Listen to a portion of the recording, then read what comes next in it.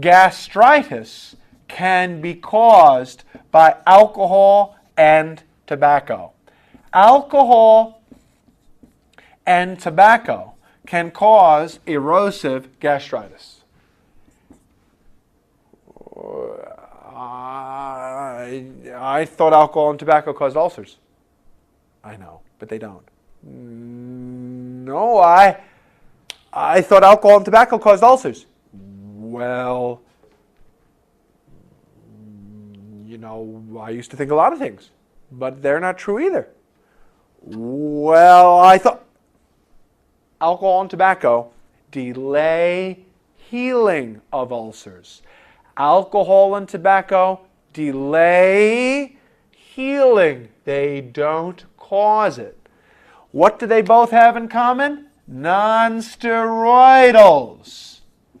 Non-steroidals will cause ulcer disease and gastritis.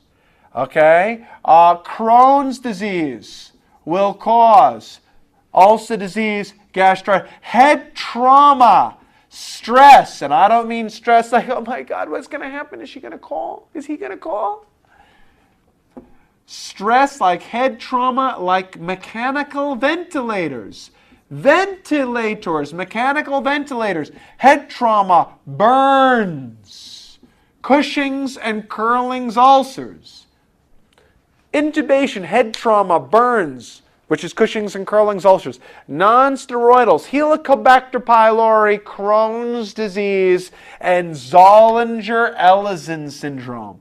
That's what causes ulcer disease. Throw in alcohol and tobacco for the gastritis, and throw in B12 deficiency for the gastritis, and that's what's different. Alcohol and tobacco cause you to have delayed healing. They don't cause the ulcer. Non-steroidals equals death. Non-steroidals equals death. Here's our friend, the gastric mucosa. There's our parietal cell, chief cells. Here's the gastric mucosa. Now, how is it that the pH of the gastric lumen, is 1 to 2? The pH is 2, but the pH here at the lining is 7.4. How is that pH there 7, but in the gastric lumen it's 2? And the answer is, it's good and it's normal to be a little mucousy. I don't find it disgusting. I think it's normal. It's normal to have a little mucus there. What makes the mucus? Why is the inside of your stomach like the fiery pits of hell? Why is it that the stuff that comes out of your parietal cell has a pH of 0.8? Of the stuff that comes out like the dragon's fire melting through? That pH of 8.8? What is it? It's good to have a little mucus. And what causes your goblet cells and the other cells that make mucus there, the mucin-secreting cells, to ejaculate their mucus load onto you? Prostaglandins. Prostaglandins. Food comes in. Gastrin is released. Food comes in.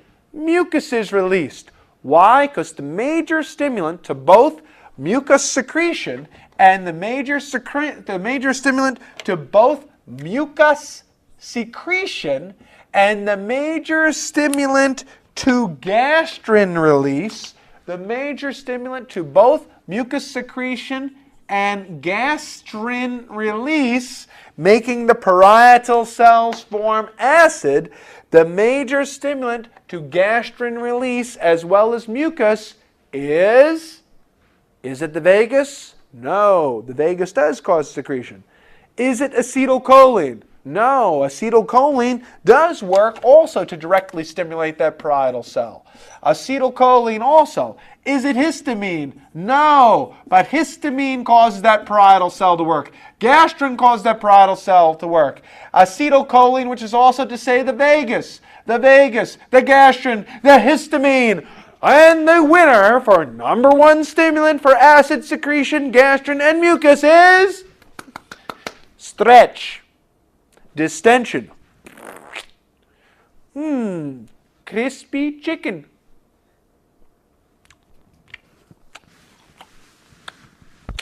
Stretch. Ding, ding, ding, ding, ding, ding, ding, ding, ding. Gastrin release.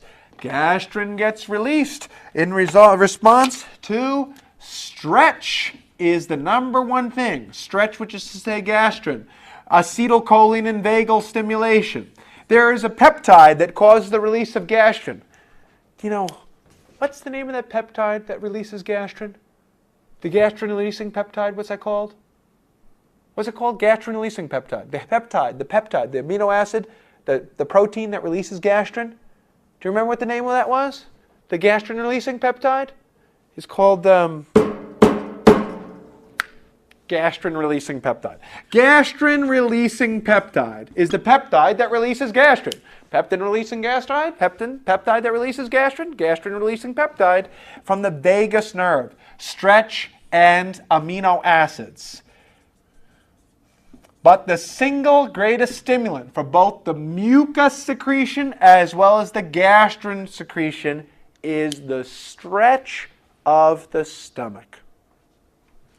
So it does both things. It makes acid and protects the gastric lining. What inhibits the prostaglandins? Non-steroidals. Why do non-steroidals cause ulcers?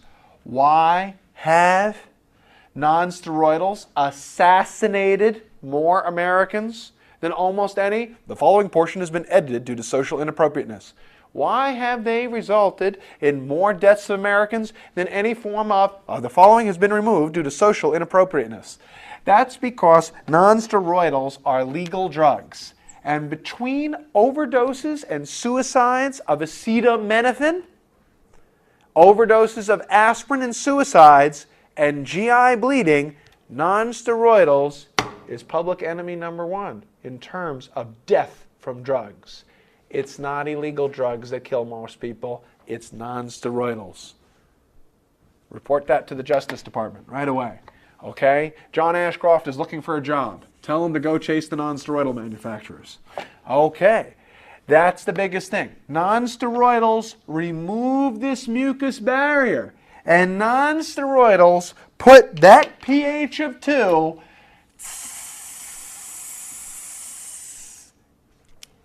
at non-steroidals make it. So we are now making a crispy chicken sandwich out of your own gastric lining. How's that go with ketchup? A little lettuce and tomato? So therefore, non-steroidals cause ulcers, burns, head traumas, ventilators.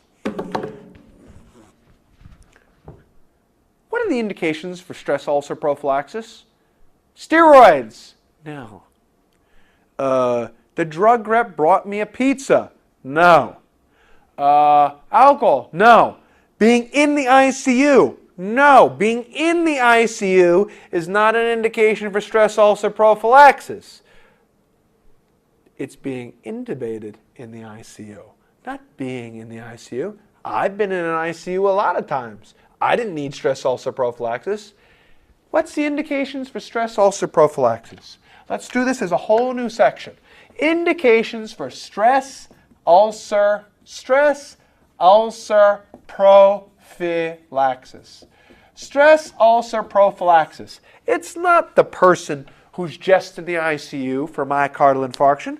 It's not the person who's in the ICU just for DKA. It's not steroid use. No. People who go on prednisone don't need to be on proton pump inhibitors just because they're on prednisone, just because they're in ICU, just because they're having a heart attack and are in a CCU. The indications for stress ulcer prophylaxis are ventilators, head trauma, Crohn's disease, non-steroidals, burns. Non-steroidals by itself, no, but burns, ventilators. The major indication for stress ulcer prophylaxis are ventilators, head trauma, burns. or severe coagulopathy combined with sepsis. Sepsis and coagulopathy. Coagulopathy, I got a high PT. I got low platelets. Sepsis and coagulopathy. I got a high PT. I got low platelets. Sepsis and coagulopathy. I have epigastric pain. What is it most likely? Non-ulcer dyspepsia. I have epigastric pain. How do I diagnose non-ulcer dyspepsia? I scoped you and I didn't find it. How do I tell the difference between gastritis, duodenal ulcer, and gastric ulcer without endoscopy? You can't. How do I treat gastritis? I treat gastritis the same way as I would ulcer disease.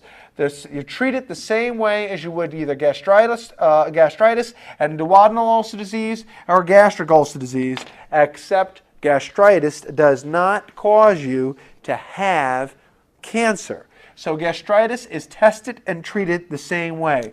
You also treat Helicobacter pylori the same way. You treat it the same way. A proton pump inhibitor, clarithromycin, and amoxicillin. It's treated the same way. Now, it's treated the same way as those others.